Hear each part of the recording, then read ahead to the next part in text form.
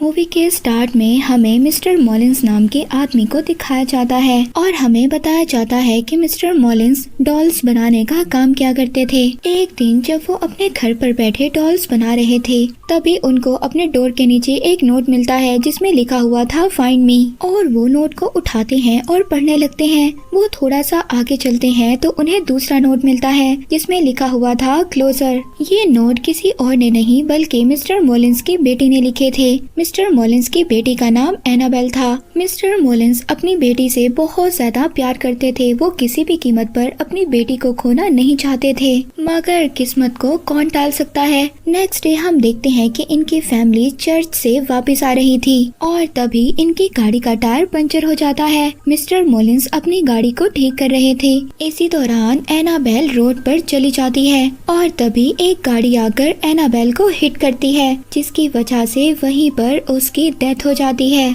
इसके बाद हमें मूवी में 12 साल बाद का सीन दिखाया जाता है, जहां पर हम एक नन और कुछ ऑर्फन्स बच्चियों को देखते हैं। ये सभी लोग मिस्टर मॉलिंस के घर जा रहे थे। इनका ड्राइवर इनको बताता है अपनी बेटी की डेथ के बाद मिस्टर एंड मिसेस मॉलिंस दोनों बहुत ज्यादा अकेले हैं और तुम्हें वहां जाकर उनका ख्याल रखना होगा। अब ये सब लोग मिस्टर मॉलिंस के घर पर पहुंच जाते हैं, जहां पर मिस्टर मॉलिंस इनको वेलकम करते हैं। इन्हीं ऑर्फन्स बच्चियों में से हमें एक बच्ची दिखाई जाती है जिसकी टांग पर पोलियो था और वो ठीक तरीके से नहीं चल पाती थी। इस लड़की का नाम जेनिस था और ये इस मूवी की मेन कैरेक्टर है। मिस्टर मॉलिंस का घर बहुत ज्यादा बड़ा था। सब लड़कियां मिस्टर मॉलिंस के घर को देखती हैं और बहुत ज्यादा खुश होती हैं। मिस्टर मॉलिंस उनको बताते हैं कि उनका रूम फर्स्ट फ्लोर पर है, लेकिन तभी सिस्टर मिस्टर मॉलिंस से कहती है कि जेनिस चल नहीं पाती, इसलिए मैं और जेनिस नीचे वाले रूम में ही रहेंगे।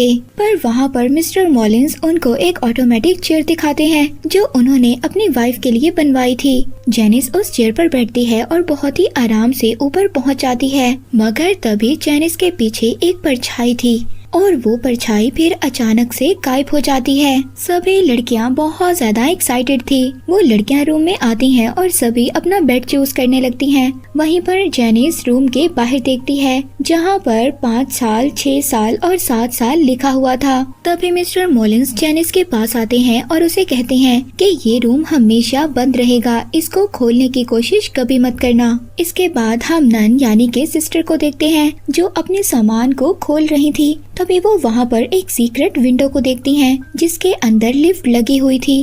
अब विंडो के अंदर लिफ्ट लगी हुई थी, ये काफी ज्यादा अजीब बात थी। अब सिस्टर उस विंडो को बंद करती है, लेकिन वो विंडो खुद से दोबारा खुल जाती है। सिस्टर दोबारा से उस विंडो को बंद करती है, लेकिन वो विंडो दोबारा खुल जाती है। पर तभी सिस्टर के पास एक लड़की आती है। वो आकर सिस्टर से परमिशन मांगती है कि वो बाहर जाकर खेल सकती हैं। सिस्टर सभी लड़कियों को परमिशन दे देती है और अब सब बच्चियां बाहर जाकर खेलने लगती हैं। यही सब कुछ जेनिस अपनी विंडो से देख रही थी। वो बहुत ज्यादा उदास हो जाती है क्योंकि वो चल नहीं सकती थी और ना ही इस तरह खेल सकती थी। अब रात को सब मिलकर डिनर करते हैं। तभी हम वहाँ पर मिस्टर मॉलिंस की वाइफ को देखते हैं, मगर तभी वहाँ पर डोर बंद हो जाता है। अब जब रात हो जाती है तो रात को जेनिस को वही नोट मिलता है जिस नोट पर लिखा हुआ था फाइंड मी।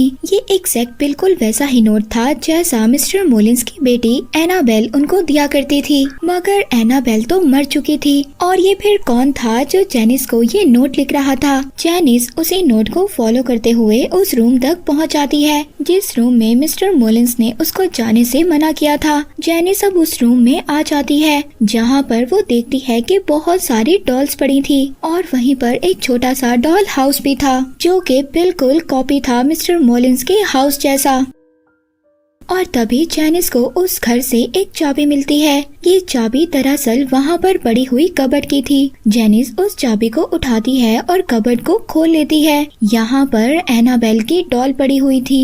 ये डॉल दिखने में बहुत ज्यादा हॉरर थी, मगर जेनिस उस डॉल को देखती है और कबर्ड बंद कर देती है, लेकिन वो कबर्ड दोबारा से खुल जाती है। जेनिस दोबारा उस कबर्ड को बंद करती है, लेकिन वो कबर्ड फिर दोबारा से खुल जाती है। ऐसा लग रहा था कि एनाबेल उसको अपने पास बुला रही है। अब जेनिस उस डॉल पर एक कपड़ा डाल देती है, मगर जेनिस जब विंडो से बाहर देख रही थी तो मिस्टर मॉलिंस उसको देख लेते हैं। और अब जब जैनिस वहाँ से मिस्टर मॉलिंस को देखकर जाने वाली थी, जब वो पीछे मुड़ती है तो देखती है कि डॉल चल रही थी। जैनिस के पास वो डॉल चल कर आती है और अचानक से गायब हो जाती है। जैनिस उस डॉल को देखकर बहुत ज्यादा डर जाती है, घबरा जाती है। उसको कुछ भी समझ नहीं आ रहा था कि उसके साथ क्या हो रहा है। वो जल्दी से भागती है और भागकर अपने रूम में आकर छुप जाती है। इसके बाद मिस्टर मॉलिंस भी उसको नहीं देख पाते। नेक्स्ट डे हम देखते हैं कि सब लड़कियां बाहर खेल रही थी, मगर जैनिस सिस्टर को कन्फ्रंट करती है कि वो रात को उसी रूम में गई थी जहां पर मिस्टर मॉलिंस ने उसको जाने से मना किया था। सिस्टर जैनिस को समझाती है कि हम मिस्टर मॉलिंस के घर पर रहते हैं और हमें उनके सभी रूल्स को फॉलो करना होगा। इसके बाद हम इन ऑर्फन बच्चियों में से सबसे छोटी बच्ची को देखते हैं। वो खेलते हुए सीढ़ियों के बेसमेंट में छुपने के लिए चली जाती है, जहाँ पर उसको वो ही एनाबेल डॉल मिलती है। वो डॉल को घूर कर देखती है, मगर तभी कोई साया उसकी तरफ बढ़ता है और वो डॉल अचानक से गायब हो जाती है। वो बच्ची बहुत ज्यादा डर जाती है और डर कर बेसमेंट से बाहर गिर जाती है। वहाँ पर सभी लड़कियाँ उसको देखकर उसका मजाक बनाती हैं, मगर तभी मिस्टर मॉलिंस अब वो सीक्रेट विंडो को बंद कर देते हैं ताकि वहाँ पर कोई और ना जाए।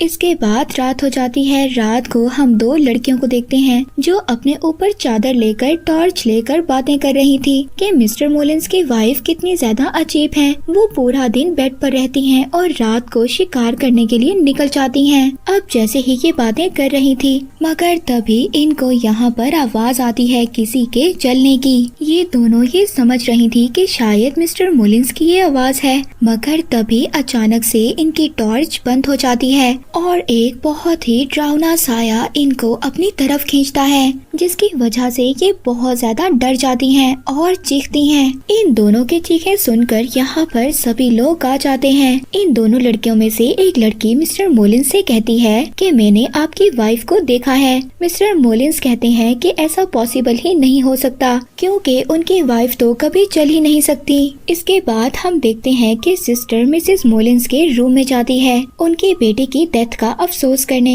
यहाँ पर हम मिसेस मॉलिंस को पहली बार देखते हैं। वो हमेशा मास्क पहनकर रखती थी। वो ऐसा क्यों करती थी ये बात हमें आगे जाकर पता चलेगी। और हम देखते हैं कि ये सारी बातें जैनिस बाहर खड़ी सुन रही थी। जैनिस वहीं पर एनाबेल और उसकी डॉल की पिक्चर को देखती है और उसको उतार कर वो अपने पास रख लेती है। इसके बाद रात को दोबारा से जैनिस उसी रूम में जाती है, मगर इस बार उसके साथ वो छोटी बच्ची भी होती है। वहाँ पर वो छोटी बच्ची उस एनाबेल की डॉल पर कोई टॉय फेंकती है, जिससे वो डॉल उसको बहुत ज्यादा गुस्से से देखती है। वो छोटी बच्ची लिंडा ये सब कुछ देखकर बहुत ज्यादा डर जाती है और वहाँ से चली जाती है, लेकिन जैनिस अभी भी इसी रूम में थी। जैनिस को वहाँ पर एनाबेल नजर आती है। ये एनाबेल नहीं, ये एनाबेल की सोल थी जो एक मिरर की तरफ देख रही थी। जैनिस एनाबेल से कहती है कि बताओ तुम्हें क्या चाहिए, मैं तुम्हारी मदद कर सकती हूँ, बताओ मुझे क्या चाहिए। और अब जैसे ही जैनिस की बातें एनाबेल सुनती है,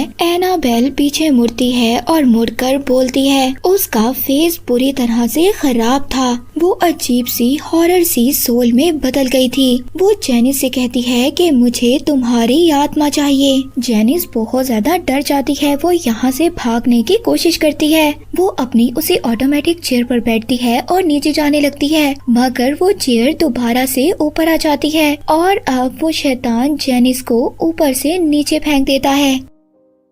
अब इसी तरह सुबह हो जाती है। सुबह को मिस्टर मॉलिंस जैनिस का इलाज करवाते हैं। जैनिस सिस्टर को बताती है कि इस घर में कोई शैतान है जो मुझे मारने की कोशिश कर रहा है, क्योंकि मैं सबसे ज्यादा कमजोर हूँ। मेरी सोल सबसे ज्यादा वीक है। सिस्टर जैनिस को समझाती हैं कि तुम्हारी बॉडी जरूर वीक है, लेकिन तुम्हारी सोल बिल्कुल भी वीक नहीं है, वो हमसे भी ज्यादा स्ट्रॉन्ग है। इसके बाद हम देखते हैं कि रात को लिंडा को उसी रूम से आवाज आती है। वो उसी रूम के पास जाती है और पास जाकर वो बाहर ही से देखती है। वो देखती है कि वो डॉल चेयर पर बैठकर झूले ले रही थी। ये बहुत ज्यादा अजीब था। वो बहुत ज्यादा डर जाती है, मगर लिंडा फिर भी देखना चाहती थी क्या इस रूम में वाकई ही कोई शैतान है। वो अपनी टॉय गन से एक रस्सी बांधती है और उस रूम की तरफ करती है, मगर तभी वो शैतान उसकी वो टॉय गन छीन लेता है। लिंडा बहुत ज्यादा डर जाती है और डर कर अपने बेड पर जाकर छुप जाती है और वो शैतान वहाँ पर आता है और अपनी डॉल लेकर चला जाता है। नेक्स्ट मॉर्निंग एक और अजीब सी बात होती है। सिस्टर एनाबेल को बाहर लेकर घूमने जाती है, मगर तभी वो सिस्टर अचानक से शैतान में बदल जाती है और वो जेनिस को ले जाकर एक स्टोर रूम में फेंक देती है और वहाँ पर बंद कर देती है। जेनिस को वहाँ पर एनाबेल नजर आती है। एनाबेल जेनिस के अंदर अपना सारा खून फेंक देती है, यानी कि जो स्पिरिट अभी तक एनाबेल की शक्ल में नजर आ रही थी वो अब जेनिस के अंदर जा चुकी थी। सभी लोग जेनिस की जब चीखें सुनते हैं तो वहाँ पर आ जाते हैं, मगर जेनिस सबको ये दिखा रही थी कि वो बिल्कुल नॉर्मल है, क्योंकि अब वो शैतान जेनिस के अंदर जा चुका था। नेक्स्ट डे मिस्टर मोलिन्स लिंडा के पास आते हैं। लिंडा मिस्टर मोलिन्स को सब कुछ सच सच बता देती है कि आपके मना करने के बावजूद जेनिस उस रूम में गई थी और उसने वहाँ से डॉल भी ले ली थी। ये सब बातें सुनकर मिस्टर मोलिन्स को बहुत ज्यादा गुस्सा आता है और वो घबरा भी जाते हैं। वो जल्दी से घर के अंदर जाते हैं, जहाँ पर जाकर वो देखते हैं वो डॉल चेयर पर बैठी थी और साथ ही वहाँ पर उनको अब एक नोट भी मिलता है जिसमें लिखा हुआ था कि डैडी मैंने आपको ढूंढ लिया है। पर तभी वहाँ पर मिस्टर मोलिन्स को जेनिस भी नजर आती है। मिस्टर मोलिन्स जेनिस से पूछते हैं कि मैंने तुम्हें मना किया था उस रूम में नहीं जाना, मगर तभी जेनिस अंधेरे में जाकर गायब हो जाती है और उसकी बॉडी से कोई अजीब सी चीज बाहर आती है। ये वही शैतान था जो जेनिस के अंदर था। मिस्टर मोलिन्स उसकी तरफ क्रॉस का साइन करते हैं, मगर अब वो शैतान एक एक कर मिस्टर मोलिन्स की फिंगर्स को तोड़ देता है और इसके बाद मिस्टर मोलिन्स को भी मार देता है। बेचारे मिस्टर मोलिन्स की भी अब डेथ हो गई थी। सिस्टर जल्दी से जब मिस्टर मोलिन्स की चीख को सुनती है तो अंदर आती है। वो आकर देखती है कि मिस्टर मोलिन्स की बॉडी अजीब सी हालत में पड़ी थी। ऐसा लग रहा था कि उस शैतान ने मिस्टर मोलिन्स की बॉडी का सारा खून चूस लिया है। अब ये इंसिडेंट देखकर सब लड़कियां बहुत ज्यादा डर जाती हैं। लिंडा अब ये डिसाइड करती है कि ये डॉल को फेंक देगी। ये उसी रात उस डॉल को पास कुएं में फेंकने जाती है, मगर सिस्टर उसको जाते हुए देख लेती है। लिंडा उस डॉल को फेंक कर नीचे झुककर देख रही थी, मगर तभी कोई अचानक से चीज उसको अपनी तरफ खींच रही थी। मगर यहाँ पर लिंडा की किस्मत अच्छी थी। सिस्टर आती है और उसको बचा लेती है। लिंडा और सिस्टर दोनों भागकर घर के अंदर आती हैं, जहाँ पर वो देखती हैं कि जेनिस गायब थी और डॉल बेड पर पड़ी हुई थी। सिस्टर को कुछ भी समझ नहीं आ रहा था कि इस घर में क्या हो रहा है। सिस्टर मिसेस मोलिन्स के पास जाती है और जाकर पूछती है कि इस घर में क्या है, ये सब कुछ क्या हो रहा है, क्या इस घर में कोई ब्लैक पावर है जो सबको मार रही है। यहाँ पर सच्चाई पता चलती है। मिसेस मोलिन्स बताती हैं कि उनकी बेटी की डेथ के बाद वो दोनों बहुत ज्यादा अकेले हो गए थे, इसीलिए उन्होंने फैसला किया कि वो अपनी बेटी को वापस लाएंगे। इसके लिए उन्हें चाहे कुछ भी करना पड़े, लेकिन ये नुकसान इतना ज्यादा बड़ा होगा उन्होंने कभी भी नहीं सोचा था। उन्होंने गलत पावर्स का यूज किया अपनी बेटी को बुलाने के लिए और उनकी बेटी वापस आ भी गई और हम दोनों बहुत ज्यादा खुश हो गए थे। मगर तभी हमें पता चला कि वो हमारी बेटी एनाबेल नहीं बल्कि कोई शैतान है जिसने हमारी बेटी की सोल को कैद कर लिया है। वो शैतान हमारी बेटी की शक्ल में दुनिया में आना चाहता था और जब हमें इस बात का पता चला तो मैंने क्रॉस का साइन दिखाकर उस शैतान को वापस भेजने की कोशिश की, लेकिन वो शैतान बहुत ज्यादा पावरफुल था। उसने मिसेस मोलिन्स पर अटैक किया और उनकी एक आंख निकाल ली। ये सब बताकर मिसेस मोलिन्स अपना मास्क हटाती हैं और यहाँ पर हम मिसेस मोलिन्स का असल चेहरा देखते हैं और उनका फेस बहुत ज्यादा हॉरर था। और इसके बाद मिस्टर मोलिन्स ने उस डोर को लॉक कर दिया, वहाँ पर बाइबल के पेजेस को चिपका दिया और इसके बाद उन्होंने फादर और प्रीस्ट को बुलाया और इसी तरह 12 साल गुजर गए, जिसके बाद उन्होंने ये फैसला किया था कि वो अपनी बेटी की जगह दूसरी बच्चियों की मदद करेंगे। मिस्टर मोलिन्स ने यहाँ पर सबको अच्छे के लिए बुलाया था। वो ये नहीं जानते थे कि जेनिस उस डोर को ओपन कर देगी और वो शैतान दोबारा से जाग जाएगा। इसके बाद बाकी लड़कियाँ जेनिस को देखती हैं जो अब चल सकती थी, यानी कि उसके अंदर अभी भी शैतान था जिसने जेनिस को बिल्कुल ठीक कर दिया था। यहाँ पर जेनिस सब लड़कियों को मारने की कोशिश करती है। वो सभी चीख कर बाहर जाती हैं। सिस्टर यहाँ पर सबको समझा चाहती है कि वो सभी एक साथ रहें और सेफ रहें। अब वो सभी लड़कियां मिसेस मॉलिन्स को भी अपने साथ लेकर जाना चाहती थी ताकि वो उनकी भी केयर कर सकें। तभी जब वो उनके रूम में जाती हैं तो जाकर वो अजीब सा नजारा देखती हैं। वो देखती हैं कि उस शैतान ने पहले ही मिसेस मॉलिन्स को मार दिया था और मारकर उनकी आधी बॉडी को दीवार पर लटका दिया था। ये देखकर सभी लड़कियां बहुत ज्यादा डर जाती हैं। वो चीखती हैं और बाहर चली जाती हैं। सिस्टर वहाँ पर लिंडा और दूसरी बच्ची को बचाने जाती है, मगर तभी वहाँ पर जैनिस भी आ जाती है। सिस्टर जैनिस के सामने बाइबल पढ़ने लगती है। तभी जैनिस सिस्टर को उठाकर एक मिरर में दे मारती है, जिसके बाद जैनिस के अंदर जो शैतान था वो वहाँ पर सभी लड़कियों को तंग करने लगता है। इन्हीं में से एक लड़की कॉटेज में जाकर छुप जाती है। तभी वहाँ पर शैतान उसको मारने की कोशिश करता है। दूसरी तरफ लिंडा जैनिस से बचने की कोशिश कर रही थी। जैनिस लिंडा के पीछे थी और उसको मारना चाहती थी। लिंडा तभी उस सीक्रेट विंडो को ओपन करती है, जिसमें वो देखती है कि मिसेस मॉलिन्स जो मर चुकी थी मगर अब उनकी बॉडी में जान आ गई थी और वो लिंडा की तरफ आ रही थी। जल्दी से लिंडा उस विंडो को बंद कर देती है। सिस्टर लिंडा को बचाने के लिए आ जाती हैं। जैनिस एक नाइफ से सिस्टर पर स्टैब करती है, जिसके बाद सिस्टर जैनिस को उसी कबर्ड में बंद कर देती है जहाँ पर पहले वो डॉल बंद थी। वो शैतान पूरे घर को हिलाना शुरू कर देता है। वो अपनी पूरी ताकत लगाता है उस कबर्ड से बाहर आने की, मगर वो नहीं आ पाता।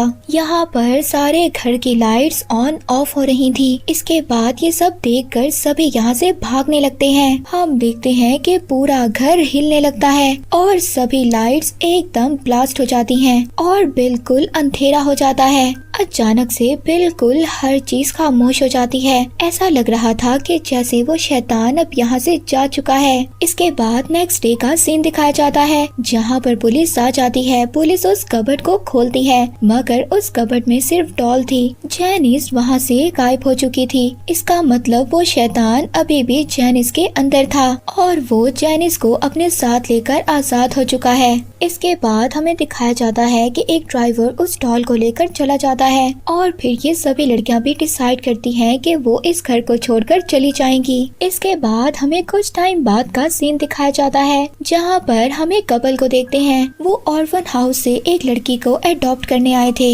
और ये लड़की कोई और नहीं जैनिस थी, जिसका पाँव भी बिल्कुल ठीक हो चुका था। इसका मतलब अभी भी शैतान उस जैनिस के अंदर था। हमें इसके बाद जैनिस को बड़ा होते हुए दिखाया जाता है। 12 साल बाद हम देखते हैं कि जैनिस अब बड़ी हो चुकी है। उसके पेरेंट्स को उसकी आवाज सुनाई देती है। उसके फादर जैनिस को चेक करने के लिए जाते हैं, मगर तभी वो अपने फादर का गला काट देती है और इसके बाद वो अपनी मदर को भी मार देती है। और यही आवाजें सुनकर इनकी नेबर जाग जाती है और इसी के साथ ये मूवी यहीं पर एंड हो जाती है।